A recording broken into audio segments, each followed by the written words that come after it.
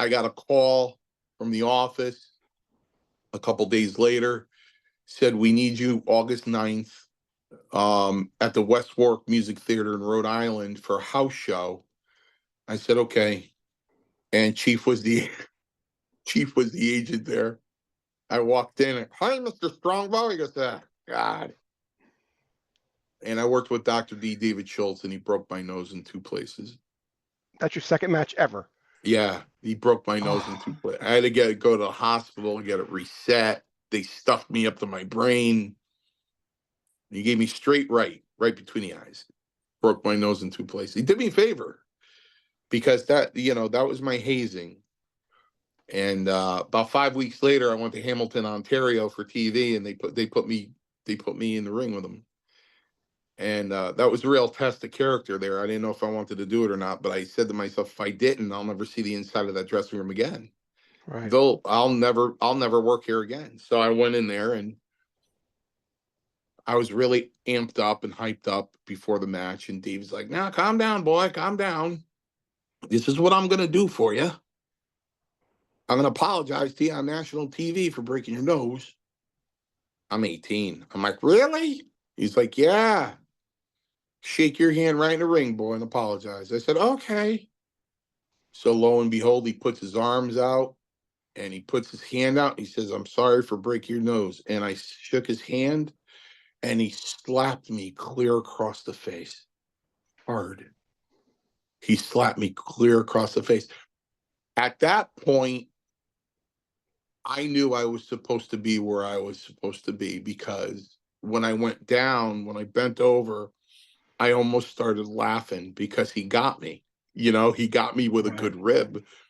So I would kind of, and when he obviously he's in the dressing room first, he was waiting for me. So when I came walking down the hallway, the minute I saw the whites of his eyes, I started busting, and he started busting, and we hugged, and he kind of went like this to my head. He said, "You're a tough kid, and you're a good boy." And for David Schultz to see that is like huge. Oh yeah. Huge.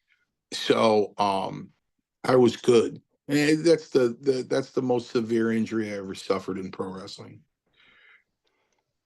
Is this a full-time gig for you at the time when you're 18? No. So I lived at home. Italian family, last of 6 kids. They want you home for as long as possible. You stay home.